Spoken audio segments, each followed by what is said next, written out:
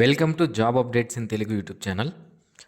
Postal డిపార్ట్మెంట్లో 56,000 వరకు ఉద్యోగాలను ఫిల్ చేయడానికి అఫీషియల్గా నోటిఫికేషన్ రిలీజ్ చేయడం జరిగింది.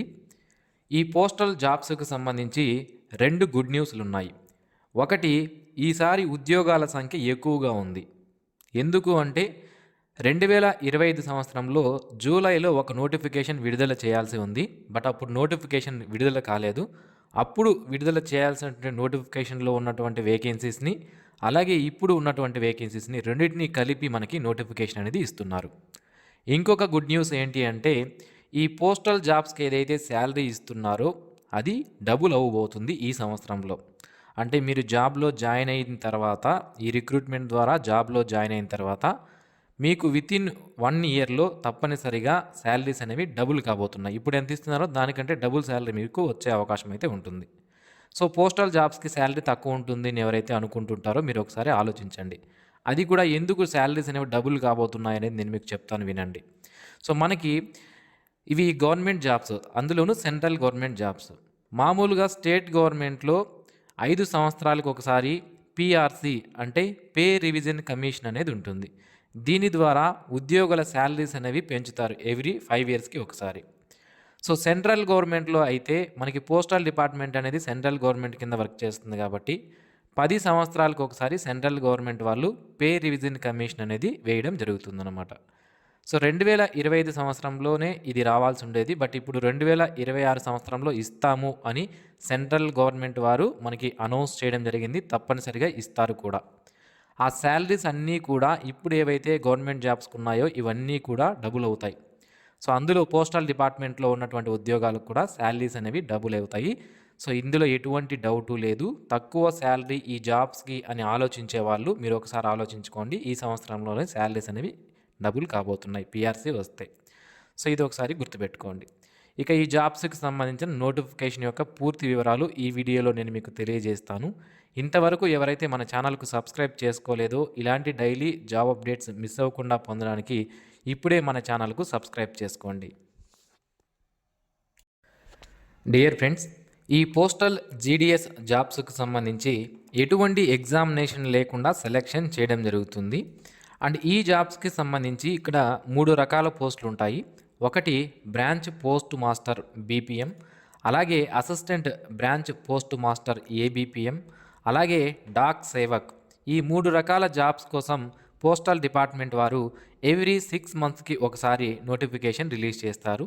సో లాస్ట్ 6 మంత్స్ అంటే 2025లో జూలైలో నోటిఫికేషన్ విడుదల కాలేదు. మనకి ఈ రెండింటిని కలిపి ఇప్పుడు నోటిఫికేషన్ అనేది ఇవ్వడం జరిగింది.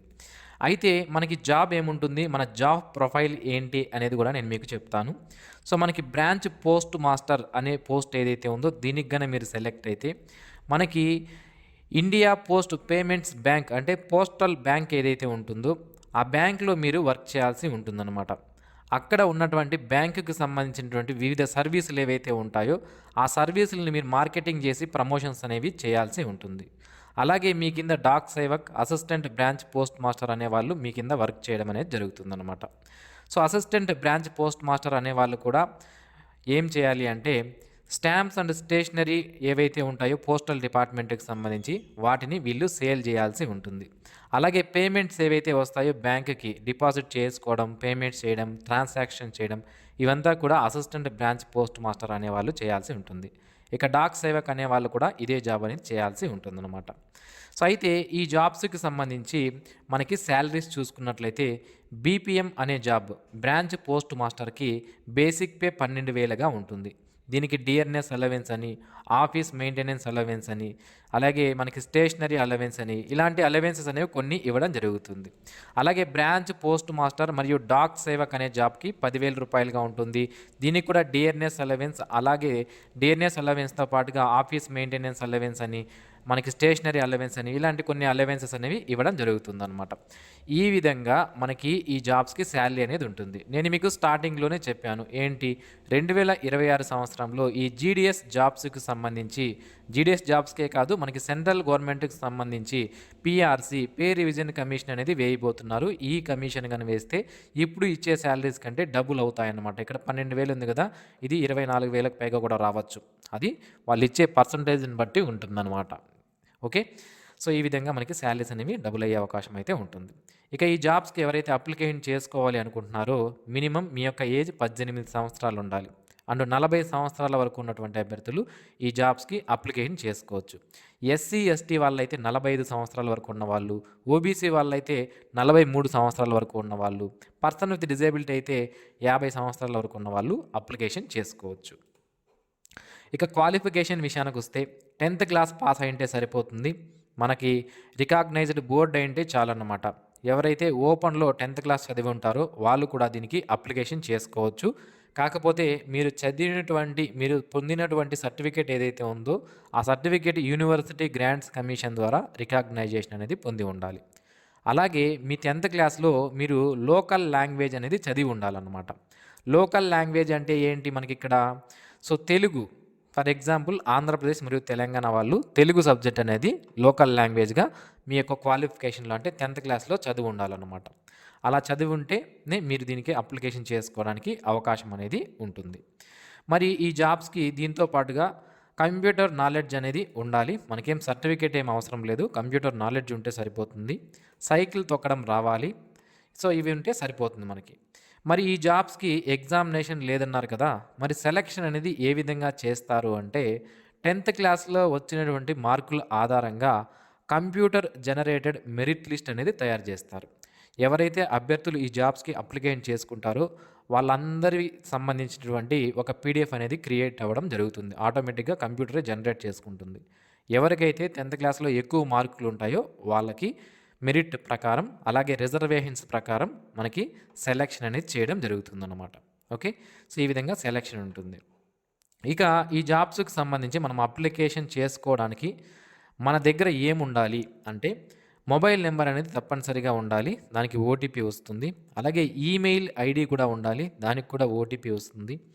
ఆధార్ నెంబర్ అనేది తప్పనిసరిగా ఉండాలి. అలాగే మీ యొక్క 10th క్లాస్ బోర్డు ఏంటి, ఇయర్ ఆఫ్ పాస్ ఎప్పుడు, పర్సంటేజ్ ఆఫ్ మార్క్స్ ఎంత, మీరు ఏ ఇయర్లో పాస్ అయ్యారు అనేటువంటి డీటెయిల్స్ అనేది మీ దగ్గర ఉండాలి. అలాగే స్కాన్ చేసుకున్నటువంటి ఫోటో, దాంతోపాటుగా సిగ్నేచర్ అనేది స్కాన్ చేసుకున్నటువంటి సిగ్నేచర్ అయితే 20 KB మధ్యలో ఉండాలి సైజు. స్కాన్డ్ ఫోటో అయితే 50 KB కంటే తక్కువ ఉండాలన్నమాట. సో ఈ విధంగా మీరు ఇవి రెడీ చేసి పెట్టుకుంటే ఆన్లైన్ అప్లికేషన్ స్టార్ట్ అయిన వెంటనే మీరు అప్లికేషన్ చేసుకునే అవకాశం అయితే ఉంటుంది. ఇక అప్లికేషన్ ఫీజు విషయానికి వస్తే 100 రూపాయల అప్లికేషన్ ఫీజు మాత్రమే ఉంటుంది. SC ST, person with disability, trans women, all female candidates ఎటువంటి ఫీజు పే చేయాల్సిన అవసరం లేదు. మిగిలిన వాళ్ళందరూ 100 రూపాయల అప్లికేషన్ ఫీజు అనేది పే చేయాల్సి ఉంటుందన్నమాట.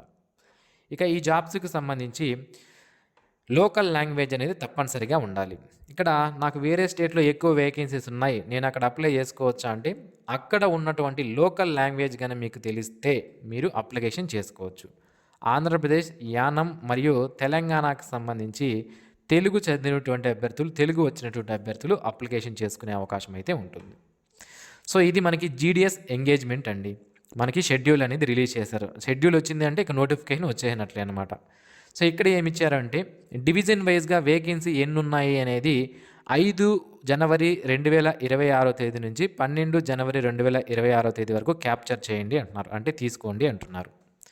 దీన్ని తీసుకున్న తర్వాత సర్కిల్ లెవెల్లో అప్రూవల్ ఇవ్వండి. ఎప్పుడు అప్రూవల్ ఇవ్వాలంటే 12వ తేదీ నుంచి 14వ తేదీ మధ్యలో అప్రూవల్ అనేది రావడం జరుగుతుంది.